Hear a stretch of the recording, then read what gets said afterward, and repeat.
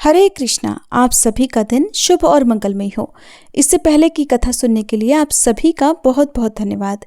आज सुनिए माघ मास महात्म्य में आगे की कथा। 68 क्षेत्रों में प्रसिद्ध तीर्थों के बारे में बताने के बाद श्री सूत जी कहते हैं कि कुछ समय के बाद चमत्कारपुर में मौदगल्य वंश में देवरात नाम से प्रसिद्ध एक ब्राह्मण हुए। उनके एक पुत्र उत्पन्न हुआ जिसका नाम कृथ रखा गया। कृथ युवावस्था में पहुंचने पर बड़ा उद्दंड निकला। उसे अपने पुरुषार्थ का सदैव बड़ा गर्व रहता था। एक समय वह वन में घूमता हुआ श्रावण शुक्ल पंचमी को नाग तीर्थ में गया। वहां उसने नागराज के अत्यंत तेजस्वी पुत्र रुद्रमाल को देखा, जो अपनी माता के साथ ही वहां आया हुआ था। कृथ ने सांप के उस छोटे से बच्चे को साधारण जलसर्प समझा और उसे डंडे से मार डाला। मारे जाते समय उस सर्प बालक ने बड़ा दुख प्रकट किया। हा माता, हा तात, मैं निरपराध मारा गया। सांप के मुख से मनुष्यों की तरह ये शब्द सुनकर अब कृथ भय से थर्रा उठा और शीघ्र ही डर के मारे घर भाग गया। उसके बाद नाग माता जब जलाशय से बाहर निकली तब उसने तट पर अपने पुत्र को मरा हुआ देखा। लाठी के प्रहार से उस सर्प बालक के सारे अंग फटकर लहूलुहान हो रहे थे। अपने पुत्र की ऐसी दशा देखकर शोक के कारण उसकी माता भी मूर्छित हो गई। फिर सचेत होने पर शोक के कारण उसने बहुत देर तक विलाप किया। उसके बाद नागिन उस मरे हुए पुत्र को लेकर नागराज के पास गई। वे भी अपने पुत्र को मरा हुआ देखकर शोक से व्याकुल हो गए। उस समय नागराज के दुख से दुखी होकर समस्त नाग वहां एकत्रित हो गए। सबने प्राचीन कथाओं और दृष्टांतों द्वारा नागराज को समझा बुझाकर शांत किया। उसके बाद उन्होंने पुत्र का दाह संस्कार किया, किंतु जलदान के समय समस्त नागों और सर्पों से कहा कि जब तक मेरे पुत्र का विनाश करने वाले उस दुष्ट पुरुष को स्त्री, पुत्र और भृत्यों सहित नष्ट नहीं कर दिया जाएगा, तब तक मैं अपने पुत्र को जलांजलि नहीं दूंगा। ऐसा कहकर नागराज ने उस पापात्मा द्विज की खोज कराई जिसने डंडे से उनके पुत्र का वध किया था। उसके बाद उन्होंने पार्श्ववर्ती नागों से कहा कि मेरे हितैषियों, तुम हाटकेश्वर क्षेत्र में जाओ और मेरे पुत्र का नाश करने वाले कृथ को स्त्री, पुत्र और कुटुंब सहित शीघ्र नष्ट करके समस्त चमत्कारपुर को खा जाओ। नागराज की ये आज्ञा पाकर सर्पों ने पहले तो सोते समय देवरात के पुत्र को डसा, फिर उसके समस्त परिवार को काट खाया। उसके बाद अन्यान्य बाल, वृद्ध और कुमारों को भी उन्होंने डस लिया। अब चमत्कारपुर में सांपों के काटने से ब्राह्मणों के घर घर दारुण हाहाकार मच गया। कितने ही मनुष्य घर द्वार छोड़कर दूर जंगलों में भाग गए। इस प्रकार चमत्कारपुर को सर्पों ने मनुष्यों से सूना कर दिया। तब नागराज शेष ने अपने पुत्र के मारे जाने का दुख छोड़कर अपने पुत्र को जलदान दिया। सांपों का ऐसा उत्पात होने पर उनसे डरे हुए बहुत से ब्राह्मण जो सब दिशाओं में भाग गए थे, परस्पर मिलकर उस वन में गए जहां त्रिजात नामक ब्राह्मण तपस्या करता था। वह भगवान शंकर से वरदान पाकर भी बड़ी भारी तपस्या में ही लीन था। उसने अपनी जन्मभूमि के लोगों को रोते हुए देखकर स्वयं भी दुख का अनुभव किया और उन्हें आश्वासन देते हुए कहने लगे कि हे ब्राह्मणों, आज मैं भगवान शिव से ऐसी प्रार्थना करूंगा जिससे उन दुष्ट चित्त वाले नागों का संहार हो जाए। ऐसा कहकर त्रिजात ने परमेश्वर शिव से प्रार्थना की कि हे देव, इस समय मुझे वरदान दीजिए। तब शिवजी ने प्रकट होकर कहा कि वत्स, शीघ्र वरदान मांगो। तब त्रिजात ने कहा, हे भगवान, नागों ने हमारे समस्त नगर को निर्जन कर दिया है, अतः मेरी इच्छा है कि उन सब सर्पों का विनाश हो जाए। भगवान शिव बोले, हे ब्राह्मण, मैं तुम्हें एक सिद्ध मंत्र बताऊंगा जिसके उच्चारण मात्र से सर्पों का विष नष्ट हो जाता है। महाभाग, तुम इन संपूर्ण ब्राह्मणों के साथ वहां जाकर उच्च स्वर से सब और इस मंत्र को सुनाओ। इस मंत्र को सुनकर जो नीच नाग पाताल लोक में नहीं चले जाएंगे वे विष रहित हो जाएंगे। वे प्रवर गर कहते हैं विष को, जहां गर नहीं है वह नगर है। तुम मेरे प्रसाद से वहां नगर नगर का उच्चारण करो, यही वो मंत्र है। इस शब्द को सुनकर जो भी अधम नाग वहां ठहरेंगे वे सुखपूर्वक मारने योग्य हो जाएंगे। आज से वह स्थान इस पृथ्वी पर नगर के नाम से विख्यात होगा और तुम्हारी कीर्ति का विस्तार करेगा। दूसरा कोई भी शुद्ध वंश में उत्पन्न हुआ जो नागर ब्राह्मण नगर नामक मंत्र से 3 बार जल को अभिमंत्रित करके काल सर्प से डसे हुए और मृत्यु के वश में पड़े हुए मनुष्य के मुख में स्वयं डाल देगा, वह उसे जीवित कर देगा। अन्यत्र रहने वाला भी जो कोई मनुष्य सोते समय इस 3 अक्षर वाले मंत्र का सदा स्मरण करेगा, वह सांप के विष से मुक्त रहेगा।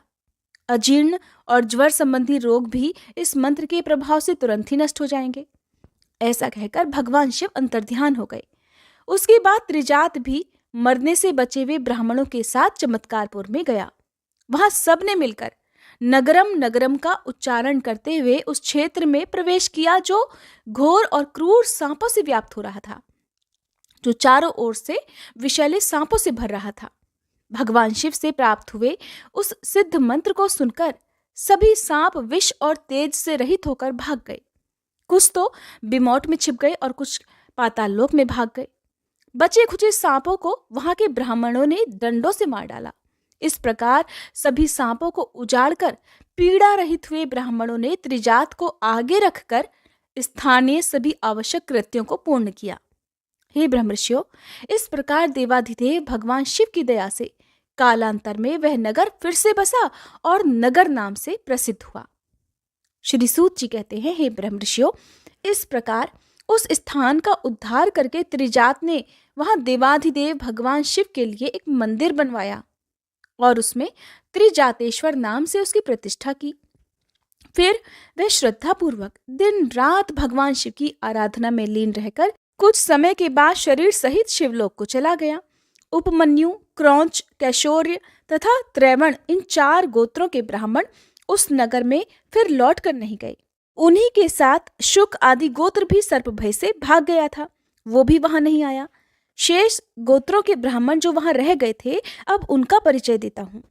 कौशिक गोत्र के 26, कश्यप गोत्र के 87, लक्ष्मण गोत्र के 21, भरद्वाज गोत्र के 3, कुंडन गोत्र के 14, रैतिक गोत्र वाले 20, पराशर गोत्र के 8, गर्ग गोत्र के 22, हारीत गोत्र के 23, औरव भार्गव गोत्र के 25, गौतम गोत्र के 26, दालभ्य गोत्र के 20, मांडव्य गोत्र के 23, बहवृच गोत्र वाले भी 23, सांकत्य गोत्र के 10, आंगिरस गोत्र के 5, अत्रि तथा शुक्लात्रेय कुल के ब्राह्मण 10-10, वत्स गोत्र के 5, कुत्स गोत्र के 16, शांडिल्य भार्गव के 5, मुदगल गोत्र के 20 तथा बौधायन और कौशल गोत्र के 30-30 ब्राह्मण वहां आकर बसे हुए थे। अथर्व कुल के 55, मौनस के 77, यजुर्वेदी 30, च्यवन गोत्र के 27, अगस्त्य गोत्र के 33, जैमिनी कुल के 10, नैवृत कुल के 55, पाठीन के 70, गोभिल और काक्व के 5-5, औशनस और दाशाहर 3-3, लोकाख्य के 60, ऐणिश के 72, कापिष्ठल, शार्कर और दत्त के 77, शार्कव के 100, दार्ज के 77, कात्यायन, अधिष्ठ और वैदिश के 3-3, कृष्णात्रेय के 5, दत्तात्रेय के 5, नारायण, शौनके और जाबाल के 100-100, गोपाल, जामदग्नि, शालिहोत्र, कर्णिक, भागुरायण, मात्रिक तथा त्रैवण आदि ये भी 100-100 की संख्या में ही क्रमशः वहां पर लौट आए। इन्हीं ब्राह्मणों के 48 संस्कार होते हैं जो पूर्व काल में श्री ब्रह्मा जी के द्वारा बताए गए हैं। ब्रह्मा जी के द्वारा बताए गए संस्कार इस प्रकार हैं: गर्भाधान, पुंसवन, सीमंतोनयन, विष्णु बलि, जातकर्म, नामकरण, उपनिष्क्रामण, अन्नप्राशन, कर्णवेद, चौल, अक्षरारंभ, उपनयन, व्रत, समावर्तन, विवाह, उपाकर्म, उत्सर्जन। ये तो हुए अब तक के 17 संस्कार। 18 से लेकर 24 तक 7 प्रकार के पाक यज्ञ होते हैं, जिनमें से पहला हुत, प्रहुत, आहुत, शूलगव, बलिहरण, प्रत्यवरोहण और 7वां अष्टका होम।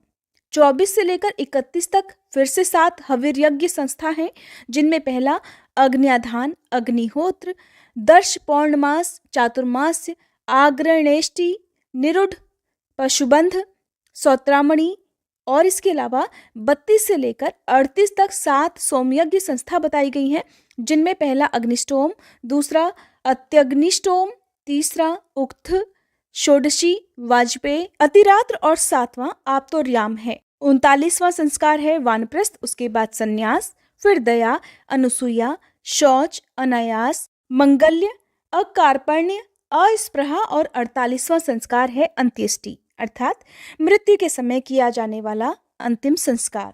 तो ये कुल 48 संस्कार हैं जो सनातन धर्म में पालन किए जाते हैं, जिनका विस्तार पूर्वक वर्णन श्री ब्रह्मा जी ने किया था।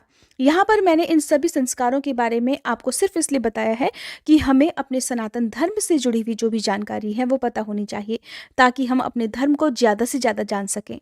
इस प्रकार 64 गोत्रों के श्रेष्ठ ब्राह्मण महात्मा त्रिजात द्वारा वहां पर लाए गए। वे सब मिलकर लगभग 1500 ब्राह्मण एकत्र हुए थे। सभी वहां पर समान भाग के उपभोक्ता हुए। सबकी स्थिति वहां पर एक समान मानी गई। क्रमशः सभी का वंश बढ़ने लगा और उनके सहस्त्रों पुत्र, पौत्र, नप्ता, दौहित्र और भगिनियों से पुनः सारा नगर भर गया, जो कि किसी समय सर्पों के भय से खाली हो गया था। जो मनुष्य सदा भक्ति भाव से इस चरित्र का पाठ करता है, इस पृथ्वी पर उसकी संतान का कभी नाश नहीं होता। श्री सूत जी कहते हैं, हे महर्षियों, पूर्व काल में तक्षक नाग सौराष्ट्र देश के राजा के यहाँ पुत्र रूप में उत्पन्न हुआ। वहां उसका नाम रैवत था। उन्हीं दिनों अनर्त देश में राजा प्रभंजन राज्य करते थे। उनका बहुत से राजाओं के साथ वैर बंध गया था, इसलिए शत्रु उनका देश उजाड़ते और पशुओं को बलपूर्वक हर कर ले जाते थे। अतः उन शत्रुओं के साथ उनका सदैव युद्ध होता रहता था। उसी समय उनकी धर्मपत्नी प्रियंवदा ने ऋतु स्नान करने के बाद गर्भ धारण किया। समय अनुसार कमल के समान नेत्रों वाली एक सुंदर कन्या उनके घर में उत्पन्न हुई, जिसने रात के अंधकार में भी अपनी अंग कांति से सूतिका ग्रह को भी प्रकाशित कर दिया था। राजा प्रभंजन ने पुत्र की ही तरह अपनी उस कन्या के जन्म का उत्सव मनाया। सब और गाने और बाजों की मधुर ध्वनि छा रही थी। 13वें दिन राजा ने ब्राह्मणों के आगे कन्या का नामकरण संस्कार किया। उसका नाम क्षेमंकरी हुआ। वह यथा नाम तथा गुण वाली थी। धीरे धीरे जब वह कन्या बड़ी हुई, तब वैवाहिक शुभ लग्न में राजा ने सौराष्ट्रनाथ रैवत के साथ उसका विवाह कर दिया। उन दोनों नवदंपति से रेवती नाम वाली एक कन्या उत्पन्न हुई, जिसका विवाह बलराम रूप में अवतरित हुए नागराज शेष के साथ हुआ था। राजा रैवत और क्षेमंकरी से प्रौढ़ा अवस्था आ जाने पर भी कोई वंश प्रवर्तक पुत्र नहीं हुआ, जिसके कारण उन दोनों के मन में बड़ा भारी दुख था। वे अपना सारा राज्य मंत्रियों को सौंपकर पुत्र के लिए तपस्या करने के उद्देश्य से तपोभूमि में चले गए। वहां विंध्याचल पर्वत पर अपने लिए आश्रम बनाकर दोनों एकाग्र चित्त से रहने लगे और कात्यायनी देवी की स्थापना करके उनकी आराधना में लीन हो गए। कात्यायनी देवी वही देवी हैं जिन्होंने कुमार व्रत धारण करके महिषासुर का वध किया था।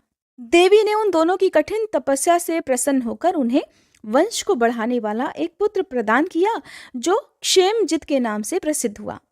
पुत्र पाकर सौराष्ट्र राज रैवत अपनी राजधानी को लौट आए और उन्होंने बड़े हर्ष के साथ अपने उस पुत्र का लालन पालन किया। क्षेमजित जब बड़ा हुआ, युवावस्था को प्राप्त हुआ, तब राजा ने उसे अपनी जगह पर राजा बना दिया और स्वयं वे सब कुछ त्याग कर अपनी पत्नी के साथ हाटकेश्वर क्षेत्र में चले आए। वहां उन्होंने भगवान शंकर का मनोहर मंदिर बनवाया और एकाग्र चित्त होकर रैवतेश्वर नाम वाले शिवलिंग की स्थापना की, जो दर्शन मात्र से ही समस्त देहधारियों के पापों का नाश करने वाला है। पूर्व काल में राजा रैवत ने जिन दुर्गा देवी की स्थापना की थी, उन्हीं का हाटकेश्वर क्षेत्र में उनकी धर्मपत्नी क्षेमंकरी ने श्रद्धापूर्वक मंदिर बनवाया और उसमें कात्यायनी देवी की प्रतिष्ठा की। तभी से महिषासुर मर्दिनी कात्यायनी देवी वहां क्षेमंकरी के नाम से पुकारी जाती हैं। जो मनुष्य चैत्र शुक्ल अष्टमी तिथि को उनका दर्शन करता है, उसके सभी मनोरथ पूर्ण हो जाते हैं। हरे कृष्णा। आज की कथा में बस इतना ही। इसके आगे का वृतांत आप सभी अगले अध्याय में जरूर सुनिएगा।